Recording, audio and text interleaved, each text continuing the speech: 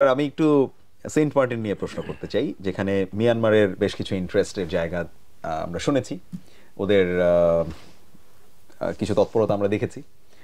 মানচিত্রে সেন্ট মার্টিনটাকে একটু অ্যাড করা যায় কিনা। আবার আওয়ামী লীগ সরকারের শেষের দিকে এসে দেখলাম যে সেন্ট মার্টিনের ওপর যুক্তরাষ্ট্রের নজর আছে, ইউএসএ এই বা আমেরিকা এটা চায়। এবং আমি কদিন আগে আমার ওয়াইফ সহ ঘুরতেও গিয়েছিলাম সেন্ট মার্টিনে। সেখানকার যিনি ইজি বাইক চালান, তার সাথে কথা বলার সময় তিনিও বলছেন যে হ্যাঁ, এটার দিকে আমেরিকার নজর আছে। স্যার, সেন্ট মার্টিনের দিকে আসলে কার নজর আছে, কার লোভ? প্রথমত, সেন্ট মার্টিনসের উপরে মিয়ানমারের কোনো লোভ নেই।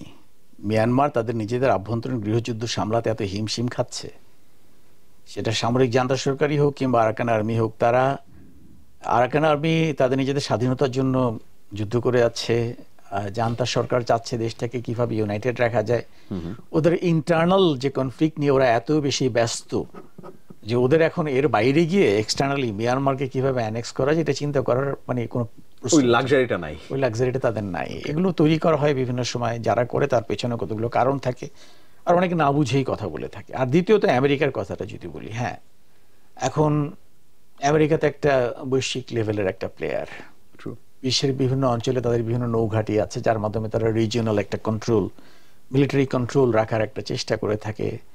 এই অঞ্চলে তাদের ওকিনাওয়া আইল্যান্ডে, যে আপনার ওকিনাওয়া আইল্যান্ডে তার একটা বিশাল নৌবহর আছে। তারপরে তাইওয়ানকেও তো তারা মোটামুটি নিজেদের ফোল্ডের মধ্যে নিয়ে রেখেছে। ওদিকে আবার যদি আমরা মিডল ইস্টের ওদিকে ধরি, কুয়েতে তাদের বিশাল একটা নৌঘাঁটি আছে।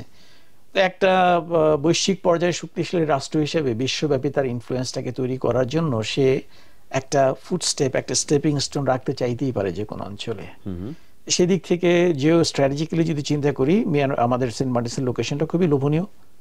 এখানে তার একটা ওরকম একটা ড্রিম থাকতেই পারে, কিন্তু তার ড্রিম থাকা আর সেই ড্রিমটার সঙ্গে আমার নিজেকে অ্যাসোসিয়েট করা, এই ব্যাপারটাতে একটু আমার, যেভাবে করে সবাই বলে থাকে যে অমুক সেন্ট মার্টিনস দিয়ে দিবে আমেরিকাকে, সেন্ট মার্টিনসটা তো কোনো তালুক না। আর বাংলাদেশের যিনি যখন রাষ্ট্রপ্রধান থাকেন তিনি তো কোনো জমিদার না যে আমার এই তালুকটা তোমাকে দিয়ে দিলাম। এটা জনগণের ইচ্ছা আকাঙ্ক্ষার একটা প্রতিফলনের ব্যাপার থাকতে হবে। তো যদি সেন্ট মার্টিনসকে ঘিরে আমেরিকার কোনো ড্রিম থাকে, সেটা থাকতেই পারে, এটা অস্বীকার করার কোনো উপায় নেই, থাকতেই পারে।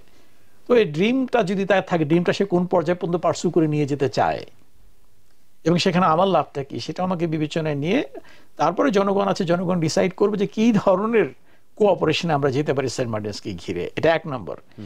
দ্বিতীয়ত হচ্ছে সেন্ট মার্টিনসকে নিয়ে যে একটা হাইপ ছিল যে এটা একটা বিশাল, এখন যদি আমরা ধরে নেই আরাকান যদি স্বাধীন হয়েই যায়, ইউএস এর তো একটা বার্মা অ্যাক্ট আছে না, তাদের ওখানে বিরাট একটা স্টেক আছে। সে তো কখনোই চাবে না যে ওই অঞ্চলটা চায়নার ফোল্ডের মধ্যে চলে যাক বা ইন্ডিয়ার ফোল্ডের মধ্যে চলে যাক, সে তাকে নিজের গ্রিপের মধ্যে রাখতে চাবে। এই যে আরাকানকে ঘিরে যত রকমের যুদ্ধ বিগ্রহ যা কিছু হচ্ছে, এটা ধরে নেওয়া খুবই বোকামি হবে যে এখানে ইউএস এর কোনো স্টেক নাই। তার অবশ্যই স্টেক আছে, এই জন্যই সে বার্মা একটাকে তৈরি করেছে।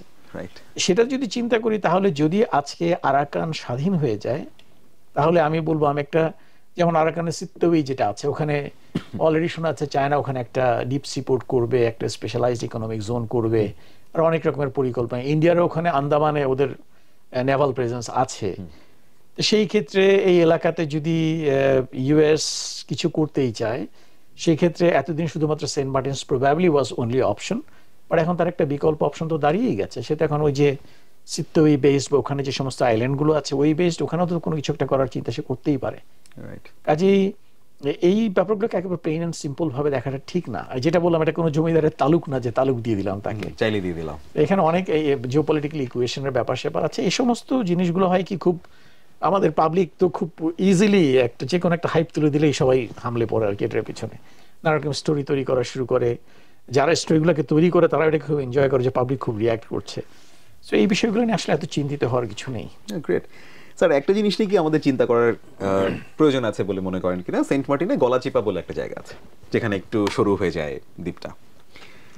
বাংলাদেশের আমাদের মূল ভূখণ্ডের সাথে আমি যদি চিটাগংয়ের কানেকশনের জায়গাটা চিন্তা করি, ফেনী একটা ছোট্ট জায়গা যেটার খুব কাছাকাছি ভারত, এবং ভারতের মিডিয়া এইভাবে বলার চেষ্টা করে যে যদি ফেনীটা দখল করে নিতে পারি তাহলে চিটাগংকে আলাদা করে দেওয়া সম্ভব।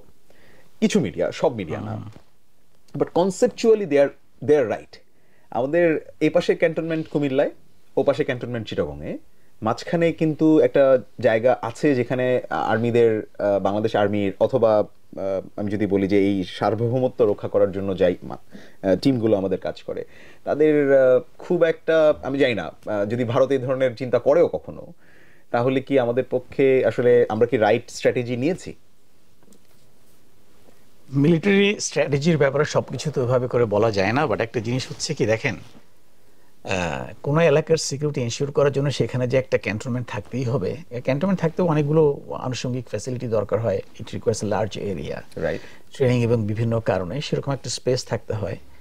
তো আমরা এটা খুব জটিল হয়ে যায়, মানে আমরা যখন অপারেশনের কথা চিন্তা করি আমরা area of interest, area of influence, area of operation বিভিন্ন রকম শব্দ ইউজ করে থাকি। তো এরিয়া অফ অপারেশন যেখানে আপনি সরাসরি অপারেশনটা করছেন, এরিয়া অফ ইন্টারেস্ট মানে ওর সংলগ্ন যে সমস্ত এলাকাতে আপনার একটা স্টেক আছে, চিন্তা ভাবনা রাখতে হবে। এরিয়া অফ ইনফ্লুয়েন্সের একটা আলাদা ডেফিনেশন আছে। ওই সমস্ত জটিল আলোচনা না গিয়ে খুব সহজ করে বলি, এই যে একটা নতুন হাইপ উঠেছে এই চিকেন নেক, এই উত্তরে চিকেন নেকের কথা বলে আর এদিকে বলে যে এটাকে কি নেক বলে আমি জানি না, যে ফেনীর এদিকে ফেনীর। তো এটা আসলে দি things are not that simple, যেটা একটা কেচিতে আমি কুচ করে কেটে ফেললাম বাস আলাদা হয়ে গেল, ব্যাপারটা সেরকম না। একটা জায়গাতে অপারেশন করে আপনি আসলেন, সেটা যে কোনো দেশই হোক না কেন, ওটা ইউ হ্যাভ টু সাস্টেইন দেয়ার, মানে একটা সাস্টেইনেবিলিটি বলে ব্যাপার আছে, যে আপনার বিজয়টাকে ধরে রাখবেন কিভাবে। আপনি একটা ছোট্ট বা বড় এলিমেন্ট পাঠালেন একটা জায়গাকে দখল করার জন্য, then you are also being sandwiched from আমার যে হোস্ট কান্ট্রি, তার দুপাশে তো আমাদের ফোর্সগুলো আছে, তারা তাদের ওখানে সাপ্লাই লাইন কিভাবে তারা মেনটেন করবে, তাদের ওখানে যে লোকগুলো আসলো তারা এখানে কিভাবে থাকবে, মানে এগুলো অনেকগুলো প্রশ্ন। Things are not that simple, যে আসলো দখল করে নিল সে থাকবে কি করে ওখানে, এক নম্বর। দু নম্বর হচ্ছে ওখানে যেটা বলা হয় ইন্ডিয়ার খুব কাছাকাছি বেলোনিয়ার অংশটাকে বলা হয়, যেটা তো আমাদের খুব কাছাকাছি চলে আসছে। বেলোনিয়া যদি আমাদের এখানে ফিঙ্গারের মতো ভিতরে ঢুকে থাকে, ওই ফিঙ্গারের দুপাশে কারা, বাংলাদেশ। তো এখন যদি আমি বলি যে ও আমার ভিতরে ঢুকে গেছে, আমি বলি তো আমার পকেটের মধ্যে ঢুকে গেছে। তো এগুলো আসলে এত প্লেন অ্যান্ড সিম্পল ক্যালকুলেশন করাটা ঠিক না, এগুলো নিয়ে প্রচুর আছে। এবং এ ব্যাপারে নিশ্চিত থাকতে পারেন যে আদৌ যদি কোনো ধরনের কিছু হয়, সেই ক্ষেত্রে বাংলাদেশ সেনাবাহিনী কিভাবে রেসপন্ড করবে, এগুলোর স্ট্র্যাটেজিক প্ল্যান আমাদের করা আছে, এটা নিয়ে এত চিন্তিত হওয়ার কিছু নাই। এগুলো আসলে বিভিন্ন সময় এটা আপনারা লক্ষ্য করে দেখবেন, জাস্ট 5 আগস্টের পর থেকে এই জিনিসগুলো কিন্তু বিশেষ করে ইন্ডিয়ান মিডিয়াগুলো বিভিন্ন জায়গা থেকে এই জিনিসগুলোকে তোলা হয়, একটা ফিয়ার ফ্যাক্টর তৈরি করা, দেখো হাসিনা না থাকাতে তোমরা কত রকমের ঝুঁকির মধ্যে পড়ে গেছো, এরকম একটা মেক বিলিভ কিছু স্টোরিজ, কিছু ফিয়ার ফ্যাক্টর তৈরি করা হয়। Things are not that simple. আর কথা হচ্ছে একটা দেশ আরেকটা দেশের মধ্যে ঢুকে গিয়ে একটা ল্যান্ড ক্যাপচার করে দেবে কেন, তার একটা রিজন থাকতে হবে। তো যে কোনো একটা স্ট্র্যাটেজিক প্ল্যান তৈরি করার সময় আমরা যেটা চিন্তা করে থাকি বা international relations point of view থেকে, যে আমার এই অ্যাকশনটা থ্রু এই অ্যাকশনটার মাধ্যমে আমি আমার কি ইন্টারেস্টকে সিকিউর করতে যাচ্ছি। আমাদের বিভিন্ন রকমের ইন্টারেস্ট থাকে বিভিন্ন দেশের মধ্যে, যে কিছু আমি আছে যেমন সার্ভাইভাল ইন্টারেস্ট থাকে, ভাইটাল ইন্টারেস্ট, বিভিন্ন রকমের ইন্টারেস্ট থাকে। সো কি ইন্টারেস্টটা সুরক্ষিত হবে ভারতের বা অন্য যে কোনো দেশের, আমার বাংলাদেশের এই জায়গাটুকু কুচ করে কেটে দিয়ে, হাউ ডাজ হি গেট, মানে সে থেকে কি প্রাপ্তি তার, বরঞ্চ এখানে তার ঝুঁকিটা অনেক বেশি। আমি যদি কস্ট বেনিফিট অ্যানালিসিস করি, যে কি বেনিফিটটা সে পাবে যার জন্য সে এত বড় একটা কস্ট দিতে এগিয়ে আসবে। একটা মিলিটারি এক্সপেডিশন তো it's a very costly affair, তাই না? Costly in terms of money, in terms of human life. যে ওর যদি এখানে ওরা যদি কখনো কিছু করতেই আসে, ধরা যাক আমার অনেক সৈন্য ক্ষয় হলো, ওরও তো 10, 50, 20, 1000 জনবল ক্ষয় হবে, তো কিছু লোক মারা যাবে। তো যেই সৈনিকটা এখানে সে মারা যাচ্ছে, সেই সৈনিকের ফ্যামিলির কি মোটিভেশন, যে বাংলাদেশে ওখানে গিয়ে আমার ছেলেকে কেন ফাজলামি করতে পাঠাইছে, আমার ছেলেটা ওখানে খামাকা জীবনটা দিয়ে আসলো। মানে this things are not that easy না, এগুলো মানে যেরকম ভিডিও গেমের মতো না, যে আমি গুলি করলাম এটা নিলাম, ব্যাপারটা ওরকম না। রাইট।